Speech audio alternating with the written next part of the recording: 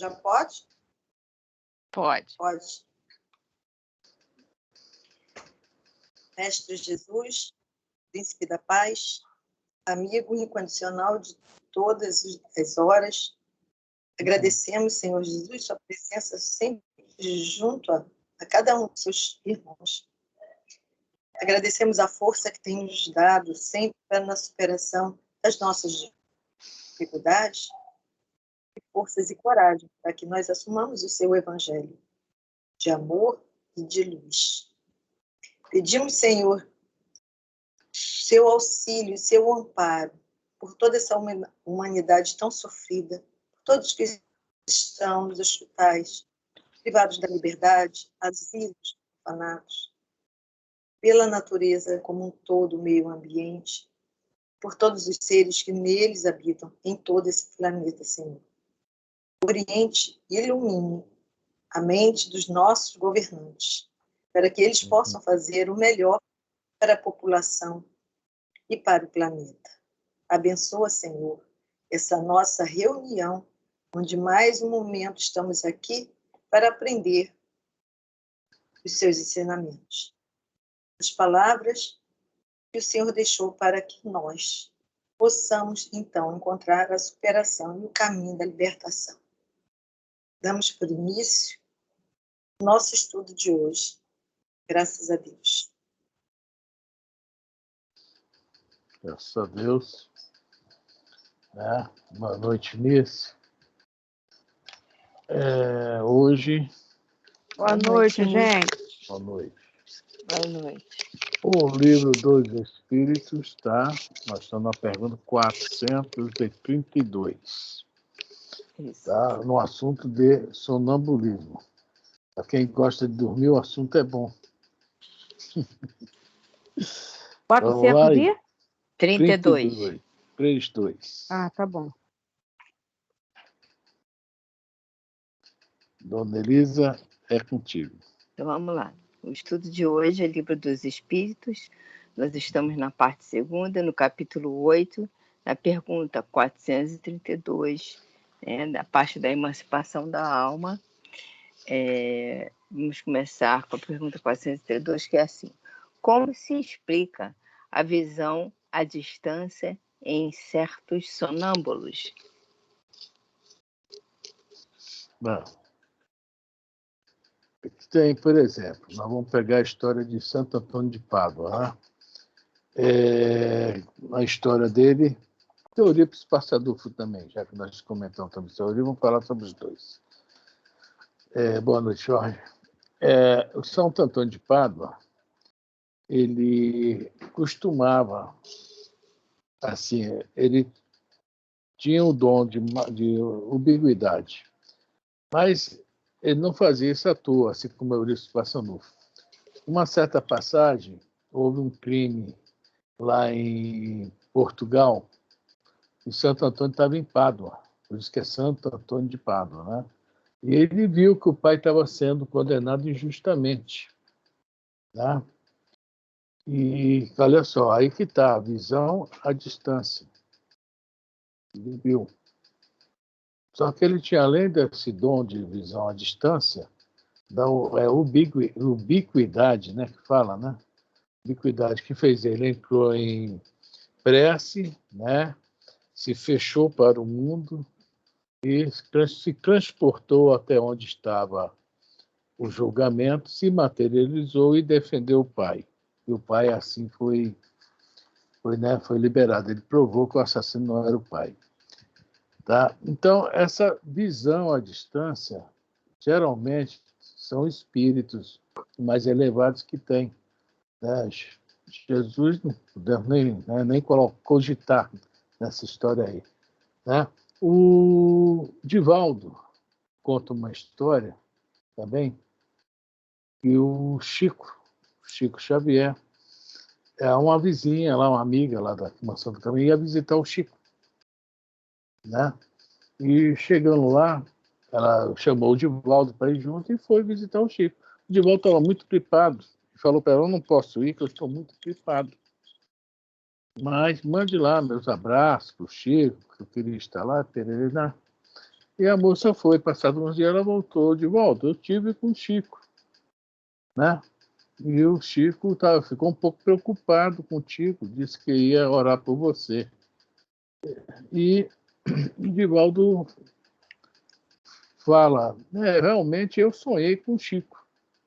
Sonhei com o Chico. Morre o assunto. Passado um tempo, o Divaldo vai a Pedro Leopoldo, se abraça, o Chico, e aí, meu filho, melhorou da gripe, você realmente não estava bem. Né?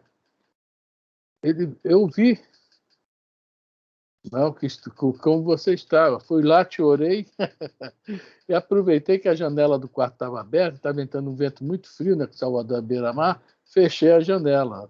Quer dizer, o Chico também viu o Divaldo, assistiu o Divaldo, e ainda se transportou e fechou a janela.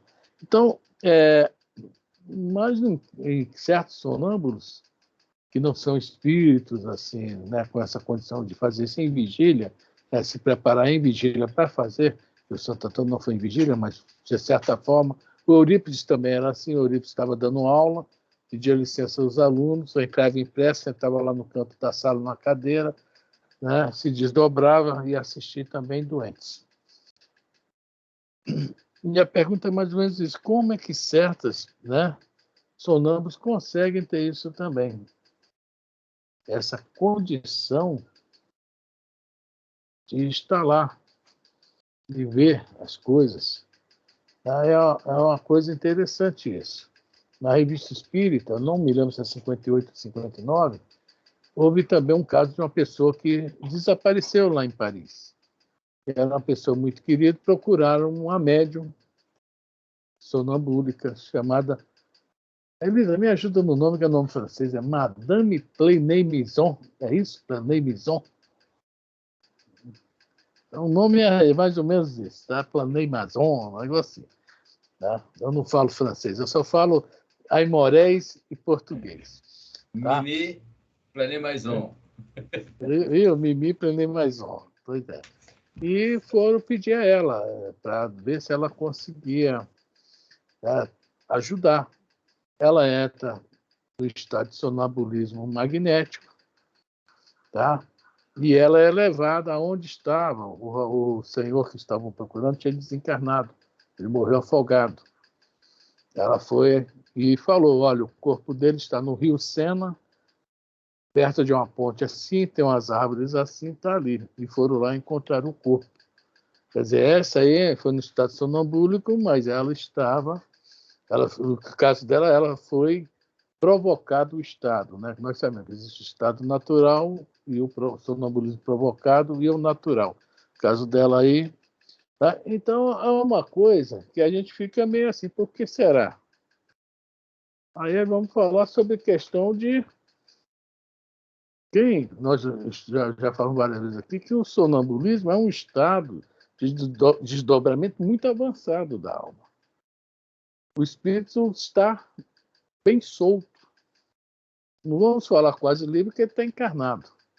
Mas está muito solto mesmo, muito livre. Né? Ele está agindo como espírito, praticamente. A carne só o prende, né, para o retorno. Né? Ele está livre. Tanto que ele já estudamos, né? Ele tem memórias, né? Tem conhecimentos, que às vezes no estado de sonambulismo tem, e como volta à vigília, isso está cravado. Ele não se lembra. Então, o espírito ali está bem livre, bem à vontade. E o espírito, né? A gente sabe que o espírito consegue. Jesus falou uma coisa muito interessante, que é a pura verdade. Onde está o teu coração, aí está o teu tesouro. Nós podemos usar essa frase para a simples questão do pensamento. Para entender isso, vamos a uma pergunta 89 do Livro dos Espíritos. Fran, antes de ir para 89, só uma perguntinha. A pergunta não, para colaborar com o que você está comentando aí. A maioria dos médicos que tem um trabalho específico, seja ele ou até o de produz a passividade, e sonambulismo, efeitos físicos, a maioria desses médicos, na verdade, para nós entender, ele está mais frouxo, está mais fora do corpo do que ligado ao corpo. Quer dizer, está frouxo mesmo, frouxo. E por isso que as coisas fluem melhor em relação à grande maioria. É só... É isso mesmo. O que é esse frouxo que o Jorge está falando aí? Nós estamos todos presos ao corpo físico, célula por célula, tá? Com esses cordões fluídicos, os cordões, Isso. entre aspas, de pratas. Né? Isso. Tem o principal. E o que é o médium? O médium é aquele que, em alguma parte, alguns lugares desse seu corpo, estava folgado esses cordões, esses laços, digamos assim, que é o Jorge está falando que é o frouxo, e ali ele tem, ou seja, ele está consegue ver mais como espírito. Tá? Tem um olhar mais aprofundado, que é o olhar do espírito. Nós sabemos que o espírito, a vista do espírito é 360 graus, o ouvido, nós estudamos isso alguns dias atrás. Então, justamente isso aí. O médium tem essa condição. É uma condição física para o encarnado. Então, vamos estudar isso daqui a pouco na pergunta, acho que é 443 ou 447, um negócio desse meio aí. Vai falar sobre essa questão que o Kardec, os espíritos vão afirmar o Kardec. A condição da mediunidade é uma condição física. Que é essa frouxidão desses, né, pequenos laços que nós temos, né? É isso aí. Mas voltando à pergunta, né, quando fala que o sonambúlico tem essa visão à distância, tá, tem muito a ver com essa 89A. Muita gente faz uma confusão até. Vamos ler, Elisa? Vamos.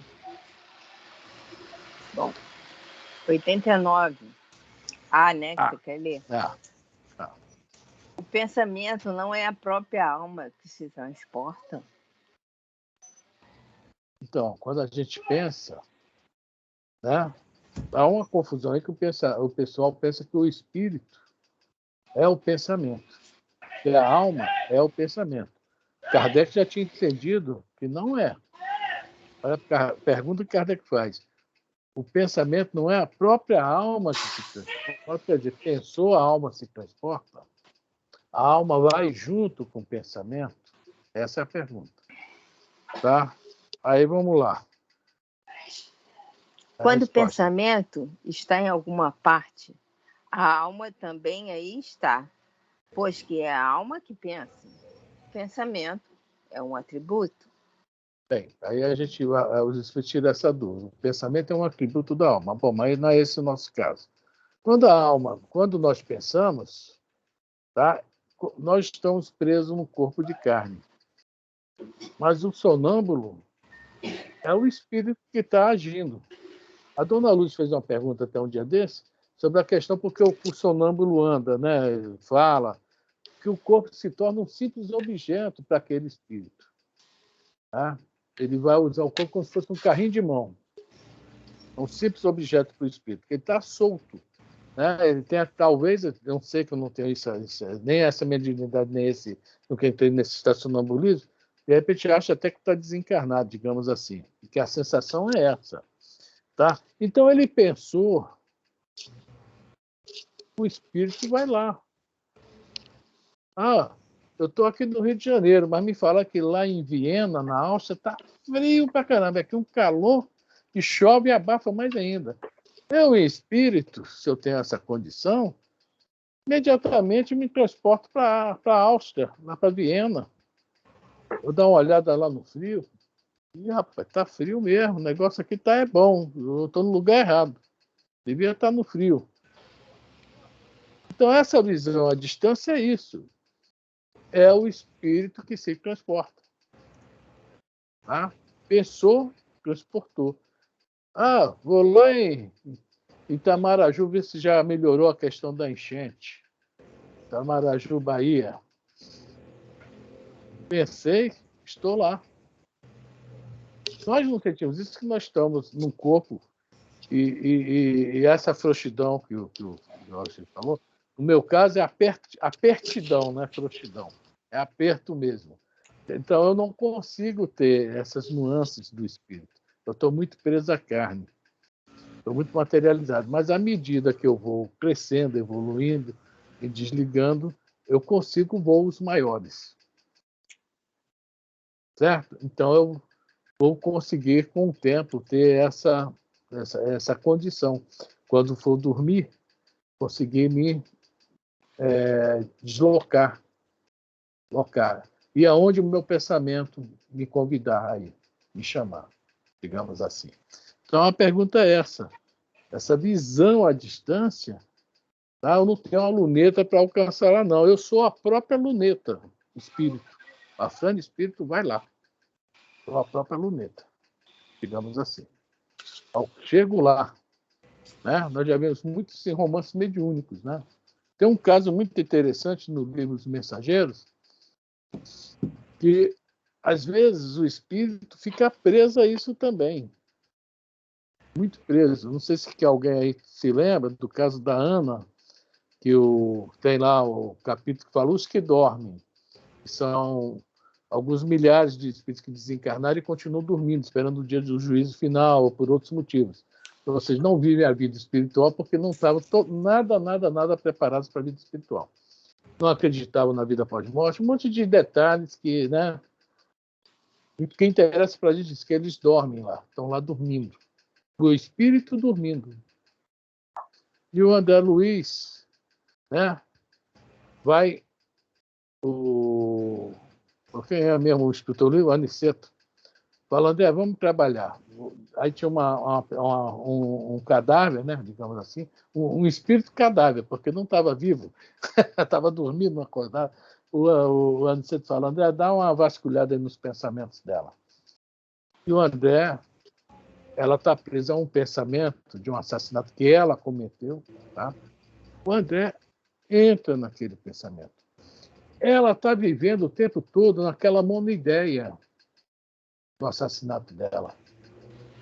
Alguém se lembra dessa história? O caso Ana, da linha que ela mata o cara, lá para o trem? Da linha do trem? Da linha do trem, Isso, né? Isso. Tá? Alguém não conhece a história? Quer que conte com mais detalhes ou não? Ninguém fala nada? Eu não conheço. Quer ouvir a história? Ou você tem um livro aí na mão, eles, Os Mensageiros, capítulo 30? Eu também não conheço, pelo menos uma partezinha bem sucinta, assim, só. Pois é. Ó, 30. Capítulo 30. O Aniceto manda o André Luiz, vamos trabalhar. Entrar no pensamento dela. E é interessante que ele entra no pensamento dela. Olha só a coisa interessante. Ele fala, vi uma casa modesta, parece que eu transpus a porta. Olha só o que ele fala. Ele entra dentro da casa e assiste tudo. Por quê? Começa onde? Está no Aniceto. Espera aí. Agora me lembrei que eu trouxe o livro para cá. Não ia trazer, acabei trazendo. Está aqui. Ué, não é o 30 não. Ou trouxe o livro errado.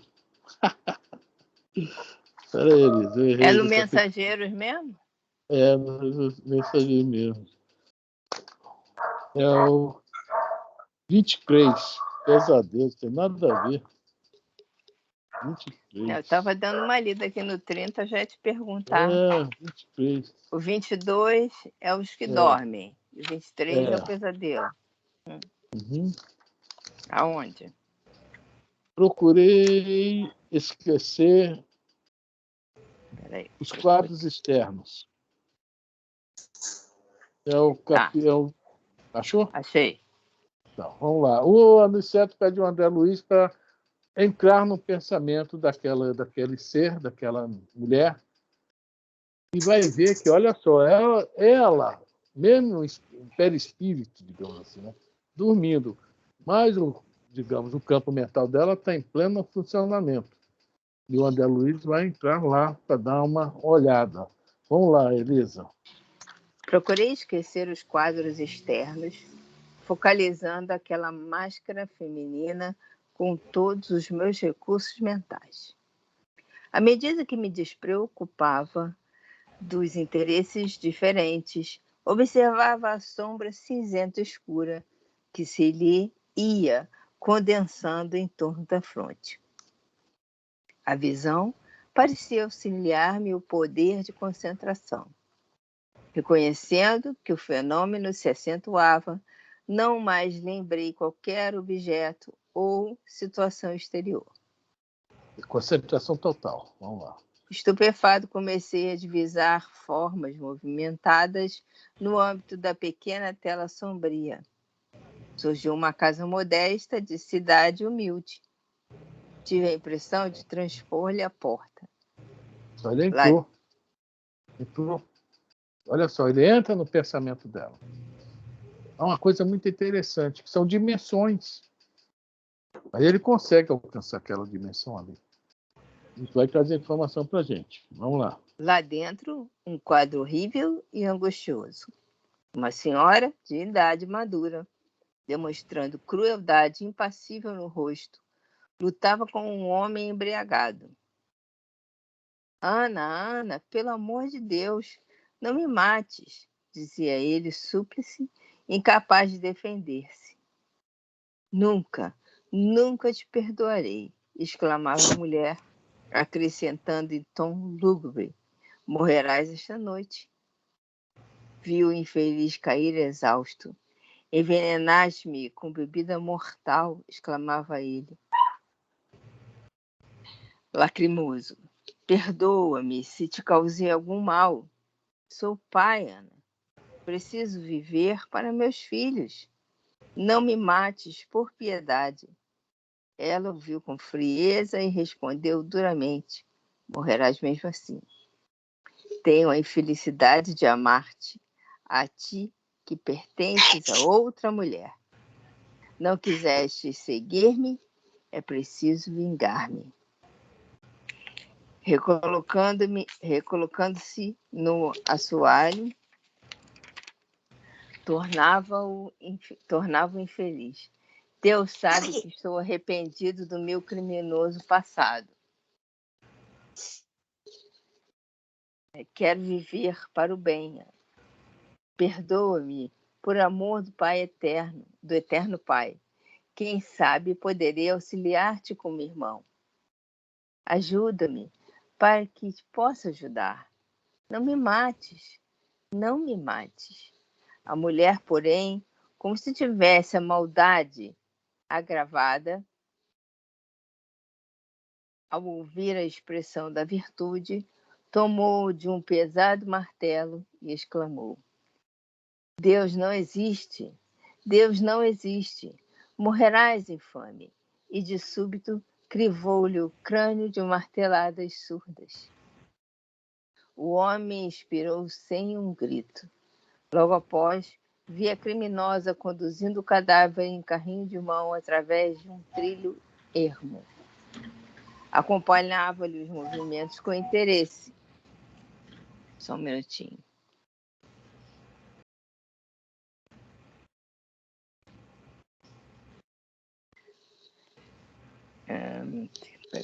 Me perdi aqui. Acompanhava-lhe os movimentos com interesse. A noite estava muito escura, mas observei a parada junto à via férrea. Sondou os arredores, certificou-se do insulamento em que se encontrava e depois a estranha carga sobre os trilhos. Via disposto o cadáver para que a cabeça fosse decepada. A passagem do comboio. Retirando-se apressadamente, reconduziu o pequeno carro vazio. Continua. Tá no mudo você. Mas essa frase que eu estou esperando... Não esperei a máquina de ferro. Segui a mulher, que me pareceu inquieta e pensativa. Bloqueou de novo. Você bloqueou de novo. Desbloqueia, Frank. Não quer desbloquear. Desbloqueou agora? Agora sim, desbloqueou. Deixa eu tirar minha mão de perto. Não fui eu, não, porque eu estou com a mão em cima do livro. Não, foi não. Esse telefone... É o médico sonâmbulo, ele diz que não é.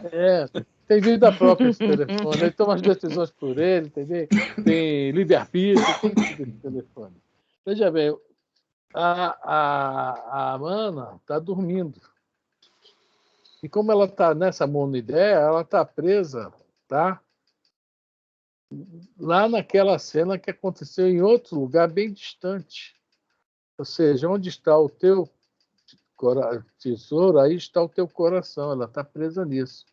E geralmente nós, quando estamos no estado de sonambulismo, onde é que nós vamos? É justamente na emancipação da alma, né?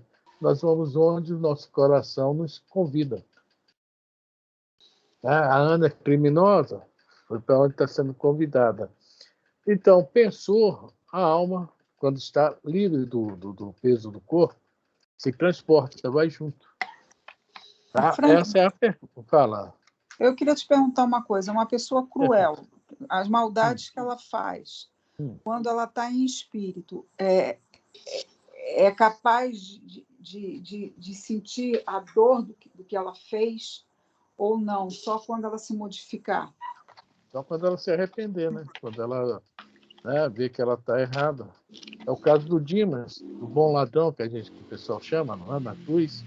Ele se arrepende. E ele se arrepende de verdade.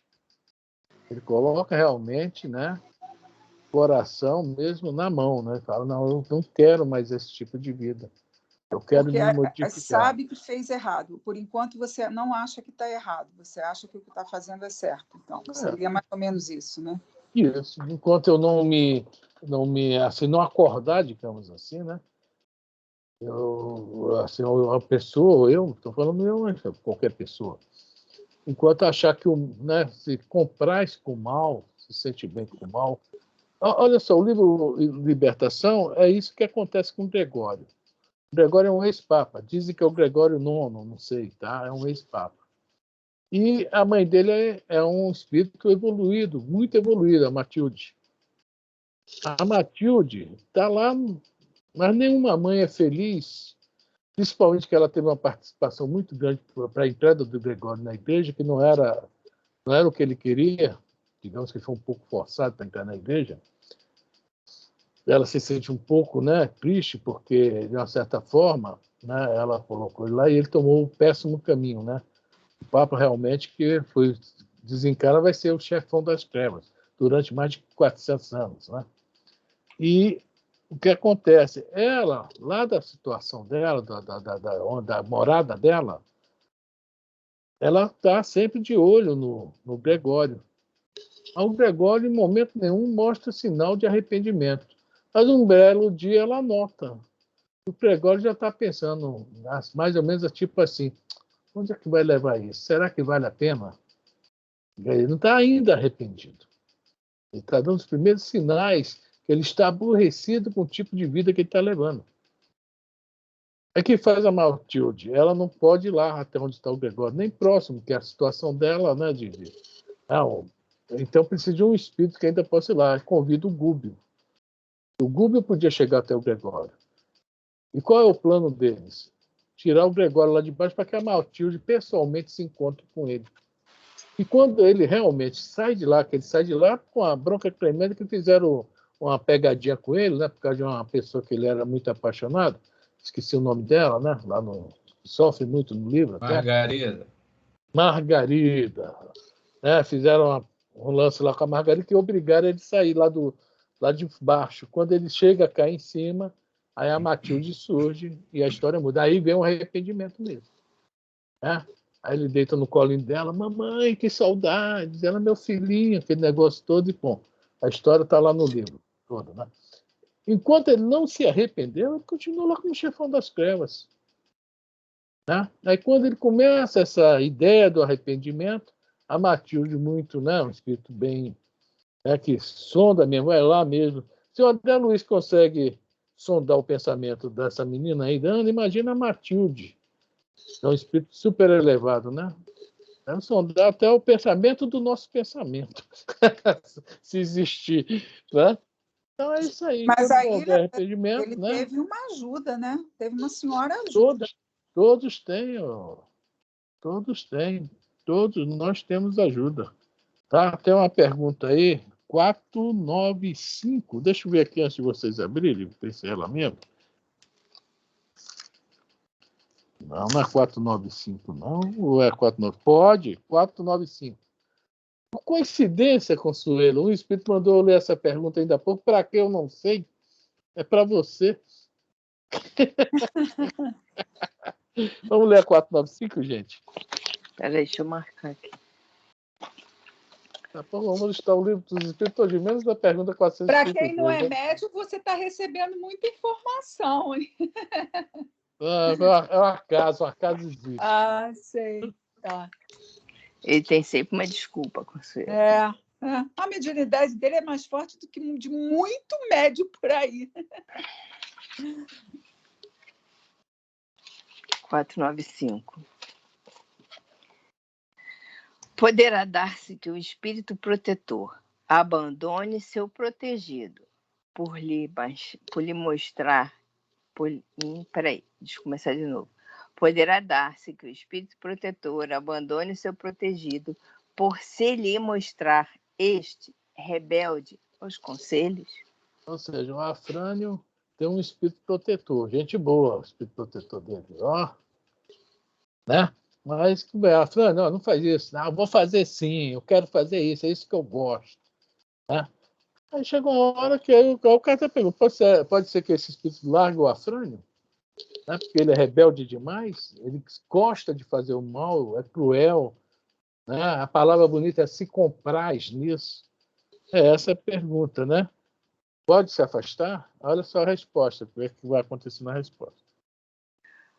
Poderá dar-se que não, afasta-se quando vê que seus conselhos são inúteis e que mais forte é, no seu protegido, a decisão de submeter-se à influência dos espíritos inferiores. Não o obsta completamente, porém, e sempre se faz ouvir. Então, o que acontece é isso aí. Ele está ali, ele está lá, tá aquela história, está no olho do padre e outro na missa. Ele larga aquele que é rebelde, tá? Ele quer isso, deixa ele quebrando a cara. Mas toda vez que ele vê que está precisando assim, de uma. Ele vai lá ajudar a dar uma opinião, às vezes até para a pessoa não se enterrar mais, praticar coisas piores que está fazendo. Está lá, sim. Ou seja, na realidade, nunca abandona. A realidade é essa, nunca abandona. Afasta-se um pouco. A palavra que está usando aqui, afasta-se. Mas está com o olho no padre e outro na missa. Está vivendo a vida dele aqui, mas de olho lá no que o cara está fazendo. Né? Vai lá, não o abandona completamente. Sempre se faz ouvir. Está sempre dando um conselho. Cara, chega. Vamos modificar, vamos mudar. Né? Vamos lá? É então o homem quem tapa os ouvidos. O protetor volta desde que esse o chame. Viu? Nós tampamos os nossos ouvidos. Mas toda vez que a gente diz, meu Deus do céu, o protetor está de um lado, já parece que ele agora vai mudar. Vamos dar mais uma oportunidade, vamos dar mais um conselho. Né? Vamos fazer acontecer algo para ver se ele se modifica. É como fala a parábola dos dois filhos, que mudou de nome. Antigamente era filho pródigo. Né? Há uma festa daquele filho que volta. Há uma festa, o pai está sempre de braços abertos. A parábola da ovelha desgarrada. Né? Aquele pastor, que é Jesus, vai lá no deserto, no meio do frio, no meio do perigo, né? Sabe que os desertos são perigosos, principalmente naquela época, cheio de lobos, etc., outros animais, né? Vai lá e traz a ovelha nos ombros. E quando chega no vilarejo é uma festa também, porque trouxe a ovelha desgarrada, a ovelha perdida. Ok? Continua? Não, é muito grande a resposta, são só 2 folhas. Só o primeiro parágrafo. Ok, Consuelo? Tá sim, Afrânio. Não, é porque eu fico pensando que tem gente que você dá exemplos de espíritos tão caídos, né? E tem uma assistência tão grande, e às vezes parece que a gente, quando erra, parece que tem que pagar um carnê muito mais longo, né? Tem muito menos ajuda. Bom, pelo menos parece. Não, nada disso. Né? Nós realmente, quando veja bem, a quem mais dado, mais será pedido, com certeza. Mas veja bem, quem recebe muito também sempre faz alguma coisa útil com aquilo que recebe, né? Também algum erro, né? A gente não sabe, né, o que fez nas encarnações passadas, né? Também tem isso. Né? Bom, graças a Deus. Débito, né? Graças a Deus. Fala assim. O Jorge ficou até animado quando falou isso aí, ó. Olha só, olha a preocupação dele. Eu estou rindo porque o Santo Agostinho, lá no capítulo 5, Bem-aventurados aflitos, eu acho que é o mal e o remédio, eu acho que é o 20, se eu não me engano, eu acho que é o item 20. Ele narra mais ou menos umas situaçõezinhas desse nível. Porque quem é que escolhe o gênero? Ela falou em Carneiro, né? Quem é que escolhe o gênero de provações? Ele coloca isso, eu acho que nos últimos parágrafos. Quem escolhe somos nós. Os gêneros de provação. Então, ou eu posso zoar aí 400 anos, 500 anos, mas a gente cai no real. Aí chega aí onde o que você acabou de citar. Poxa vida, a minha prestação parece ser longa, muito grande. Tá bom. Já foi pior, Consuelo. Já foi pior. Já foi pior. Hoje está bom demais. Nós estamos reclamando de barriga cheia, viu? Ai. Bom, onde foi que nós paramos? Voltando para a pergunta agora, a gente está na 432, né, Elisa? 432. A 89A fecha, né? Fechar. Fecha, porque a gente poderia... Não, vamos fechar para não aprofundar mais, já está bem... Né? Vamos lá, Elisa, 432. Pergunta 432. Como se explica a visão à distância em certos sonâmbulos? Durante o sono, a alma não se transporta? O mesmo se dá no sonambulismo. Durante o sono está falando da emancipação da alma. No sonambulismo se dá ainda quando é o claro evidente, com maior nitidez, né? Com maior lucidez do espírito. Tá? Lembrando sempre que quanto mais a questão de evolução do espírito, né? Quanto mais evoluído, melhores lugares, né? Mais lucidez, etc. Agora, isso não significa, porque assim como a mediunidade independe da moral do espírito, tá? Essa questão sonambúlica também depende. Nós fazemos nossas escolhas. O mal é remédio. Tá? A pessoa, a não ser no caso de estudo, a dona Ivone Pereira, uma vez, né, por questão de estudo, pediu que o doutor Bezerra levasse ela num barzinho, barra pesada, lá no Baixo Astral. E ela foi ver como é que era o comportamento pessoal. E é interessante essa passagem. Estou tentando me lembrar o livro. Não. Hein? O único... Hein? Eu estou com ele na cabeça, eu não consigo. Antes, você aí falando da Dona Ivone, eu já ia pensando na Ivone.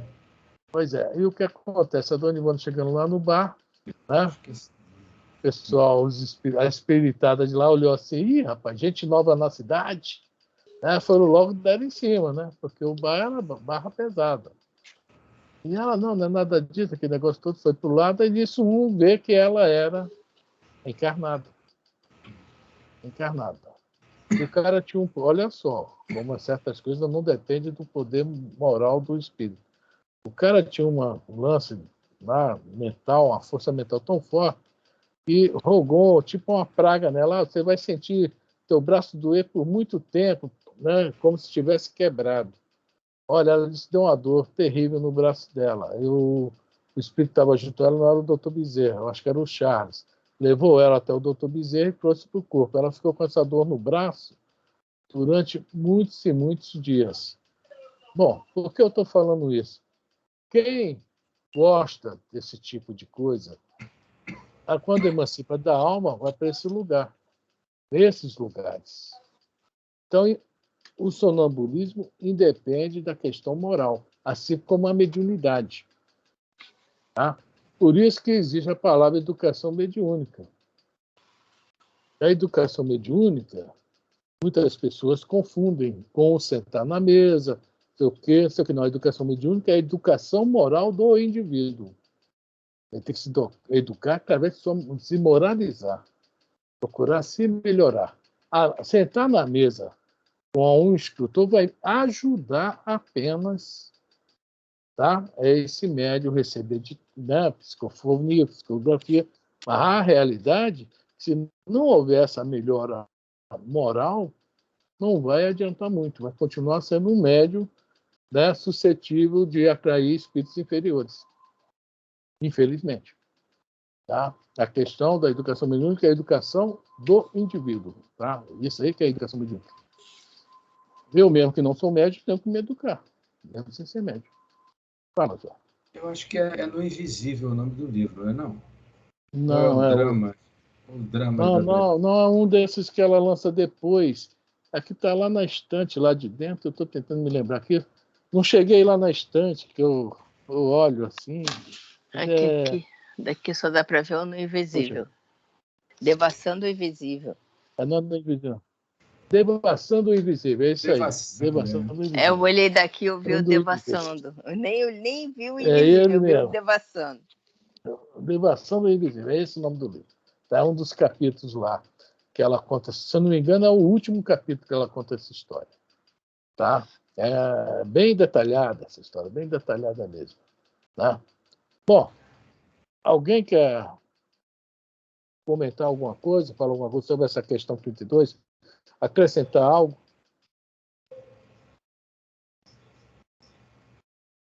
Ninguém? Miramês não fala nada não, Elisa, seu Roberto? Fala muitas coisas. Eu não vi. Miramês fala, inclusive o comentário do Miramês é bem grande nesse. Quer ler, seu Roberto? Não, então... Ele começa dizendo que o sonâmbulo tem dois tipos de visão. Uma à distância e outra onde o espírito deixa o corpo, como no sono, e se transporta a diversos lugares.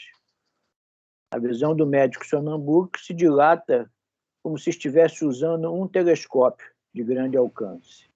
Quanto mais evoluído o espírito, mais sua capacidade de visão se dilata, chegando a observar até a vida em outros mundos. No entanto, para alcançar outros mundos, esse espírito já é mais difícil, pois isso depende muito da evolução espiritual que quase não se encontra na Terra. O mais comum é o mesmo a visão à distância. Fala numa coisa muito importante aqui. O cordão fluídico não comporta viagem extraplanetária sem romper suas fibras. O que aconselhamos a todos os leitores é exercitar a visão das suas faltas e eliminá-las. Esse é o melhor trabalho para a sua felicidade. O movimento maior deve ser o da reforma do homem. Aquilo que você falou, que ser médium não significa que ele tem grandes morais. Os dons da alma se dividem ao infinito, para depois se fundamentarem no amor, de onde emana toda a ciência para todos os recursos do bem-estar do espírito. Sejamos firmes no bem com Jesus, e ele é o caminho, a verdade e a vida para toda a humanidade. Quem andar com ele nunca se arrependerá. É isso aí, moralização, né? No livro Obreiros da Vida Eterna, que eu não estou com ele aqui, você está, Elisa? Obreiros da Vida Eterna? Sim, peraí, deixa eu achar aqui, Obreiros da Vida Eterna. Capítulo uma miscelânea aqui, está aqui, Obreiros da Vida Eterna. Capítulo 3, o Sublime Visitante. É 3 ou é 13? 3, 1, 2, 3. O Sublime Visitante.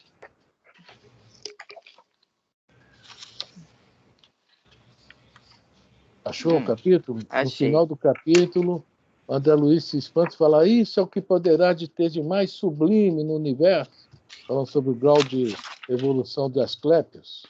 Mais ou menos isso que o André Luiz faz uma pergunta lá no final do capítulo. O capítulo é pequenininho.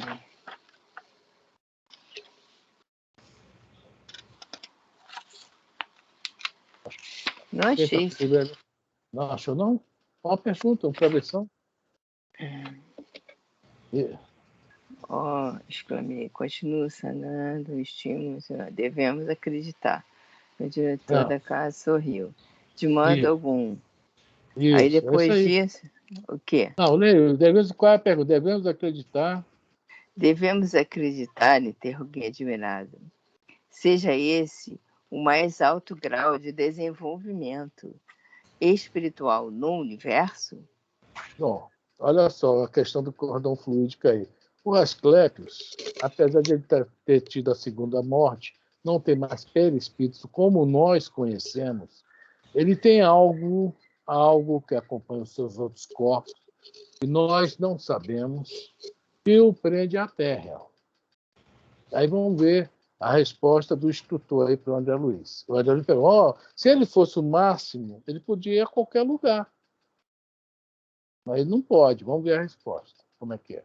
O diretor da casa sorriu compassivo em face de minha ingenuidade e considerou: de modo algum, Asclépios relaciona-se entre abnegados mentores da humanidade terrestre.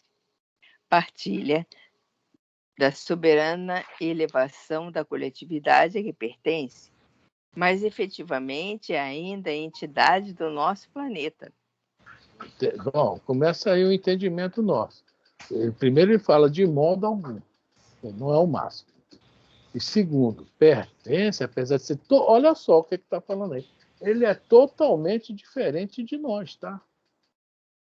É um espírito terráqueo. Mas não tem nada a ver mais conosco. Não tem mais forma. Não tem isso aqui, não é bonito igual a mim. Fico com pena disso. Ele não pode se olhar no espelho que nem eu me olho.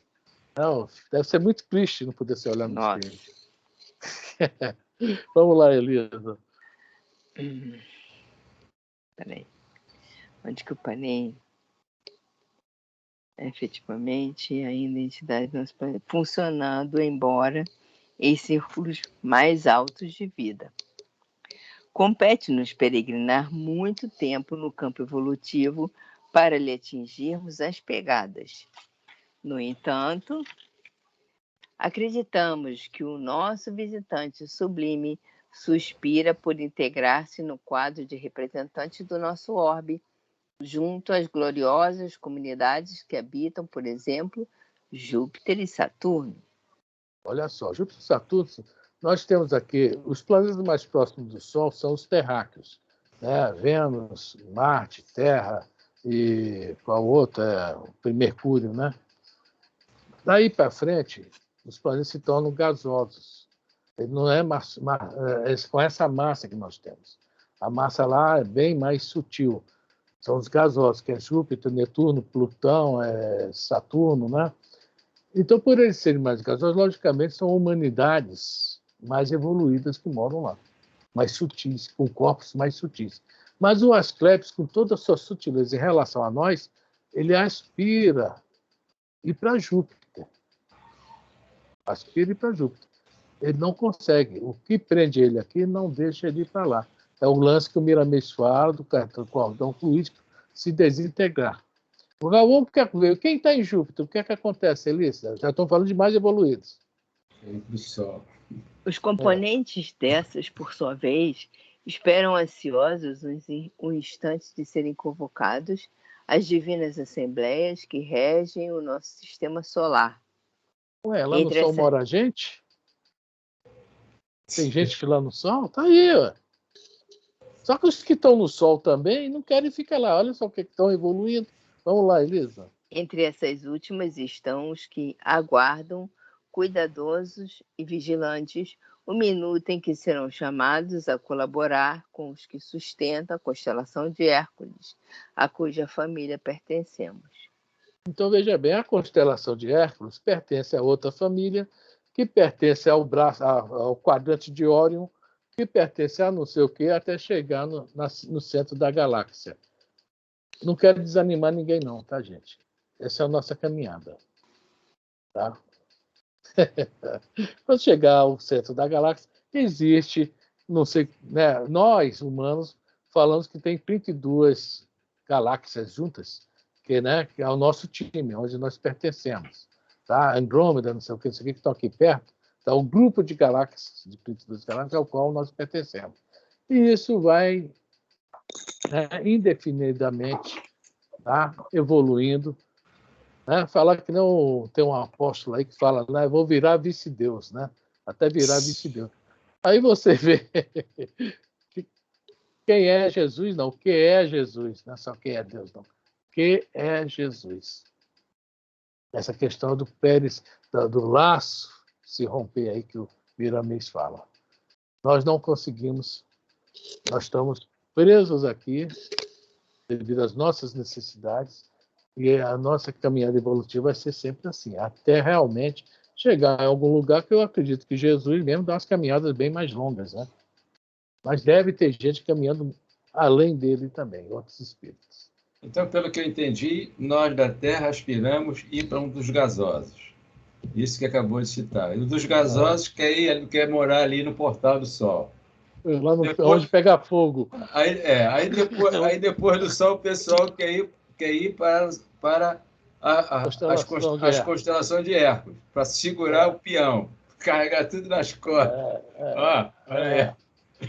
Aí depois o pessoal de Hércules quer ir para outra galáxia.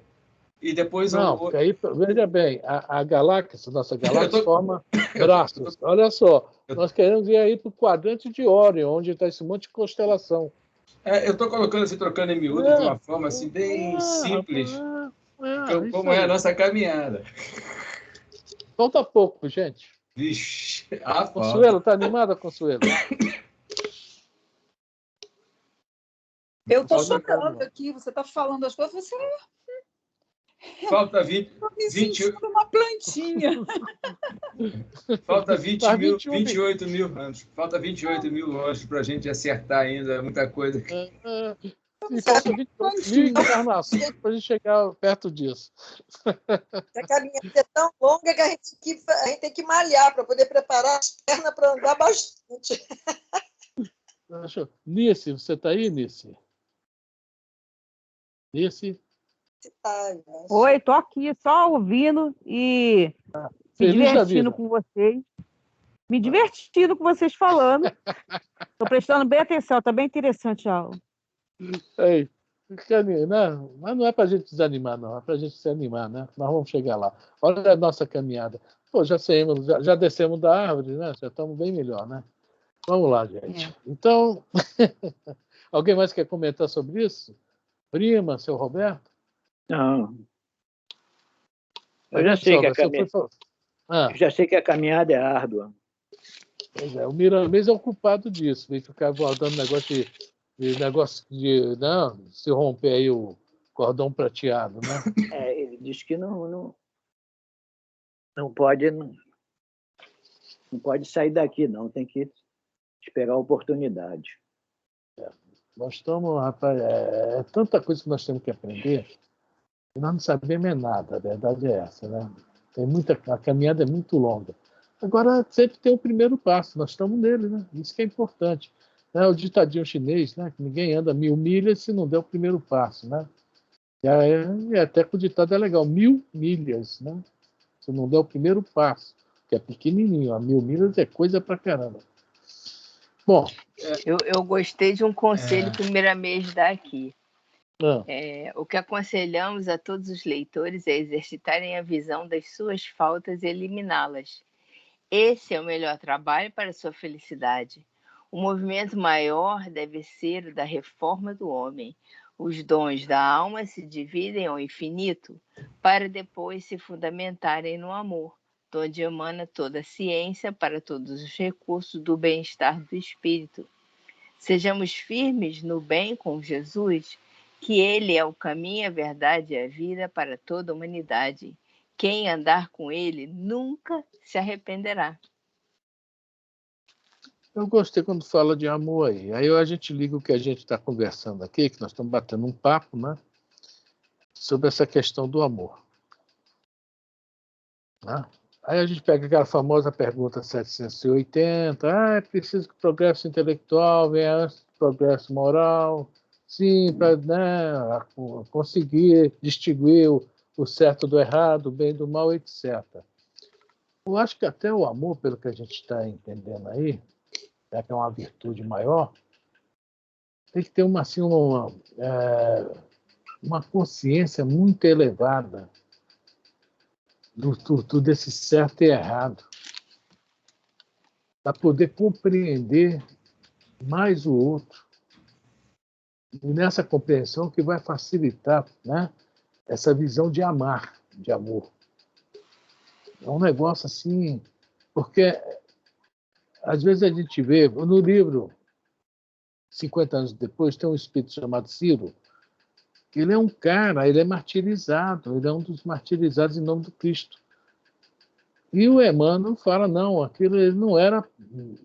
Ele era bom, amava muito, porque ele não ainda era intelectualmente, tá?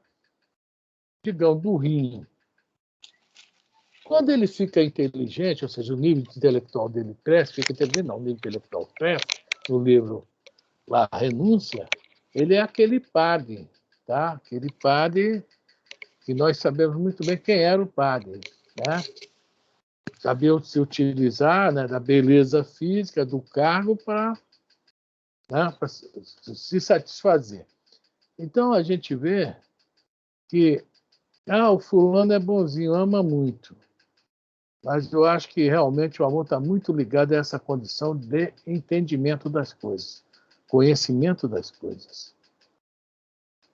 O Miramês fala aqui na última frase, para aquele que está entusiasmado com sonambulismo, sonambulismo ainda é transe rudimentar. O verdadeiro estado da alma evoluída é consciente, passando a saber de tudo e aplicando todos os meios lícitos para ajudar a amar. A própria mediunidade transformar-se-á em intuição com o perpassar do tempo, sendo ela aprimorada com toda a consciência do existir. É a verdade na explosão da luz de Deus para a felicidade das criaturas que já constituíram a paz da consciência imperturbável. Então, é um transe rudimentar. Quem acha que ser sonâmbulo é interessante é rudimentar, não tem nada de novidade. O senhor me deixou triste, desanimado. Tá? Eu não me lembro de nada meu de sonambulismo, tá entendendo? Se eu nem me lembro, consigo ainda fazer isso, quem faz ainda é rudimentar, imagine eu. Exatamente. Olha só, a pergunta 432 acho que está bem comentada. Bem comentada. Agora nós vamos só ler a 433. Que já são 8h29 já? Então, só ler só. Tá. Então, pergunta 433. O desenvolvimento maior ou menor da clarividência sonambúlica depende da organização física ou só da natureza do espírito encarnado? Tá. Duas perguntas. A primeira o Jorge falou ainda há pouco. Os laços frouxos. Depende da organização física ou da natureza do espírito encarnado, ou seja, aquele espírito já tem um certo grau evolutivo, etc., grau de lucidez, né? Mas também ele pode, olha só, cair naquele lance. A questão do desdobramento, da emancipação da alma, de novo, vamos falar, não depende da moralidade do espírito. Mas isso aí, né, fica para próxima quarta-feira, a gente continuar esse assunto. Tá ok? A pergunta que fala da questão da organização física com a mediunidade é a 450A, tá? 450A. E no livro dos médios, se eu não me engano, é o item 252. 252, se eu não me engano. Tá? Quer ler, Elisa, essa questão 450 rapidinho? Espera aí. A faculdade da evidência, o clarividência. Estou botando cola aqui, 450. 450A.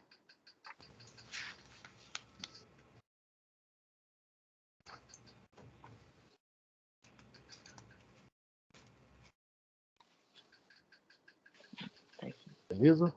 Achei. Não, eu estava procurando. Ah, bom, pensei que você tivesse desligado o Não, eu microfone. estava procurando. Esta faculdade tem qualquer ligação com a organização física? Falando da evidência, tá? Vamos lá.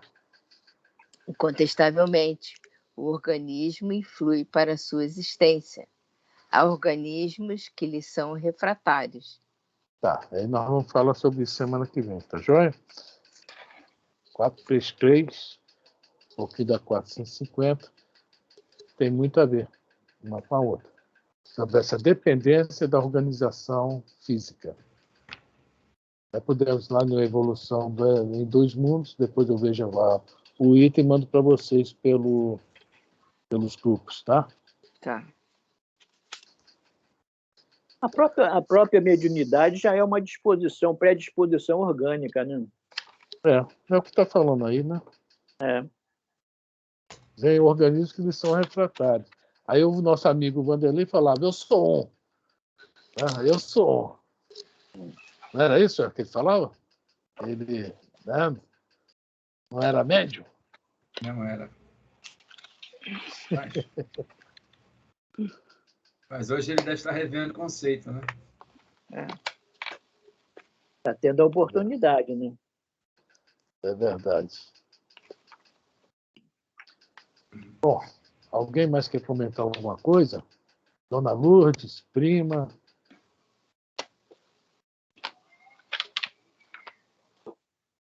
Nice, Consuelo. Tem mais alguém aí? Não, né? Seu Roberto. Oi? Alguém começou a falar e fechou o microfone e desistiu. Não deu nem para eu ouvir quem era.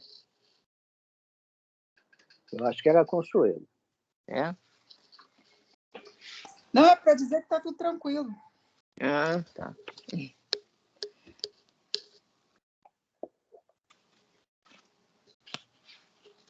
Depois das informações todas dessa noite, da questão de Júpiter, Sol, constelação de Eros, está tudo tranquilo, gente? Tá. Não, isso aí não está, não. Não é minha pretensão atual. Não, não quero, eu não quero, olha, não quero concentrar meu pensamento nisso agora, não. Não é a minha Eu nem estou pretensão pensando atual. nisso, Sofrônia. Eu não consigo nem passar da primeira linha. Ó, ser terráquea já está pesado demais. Que ideia.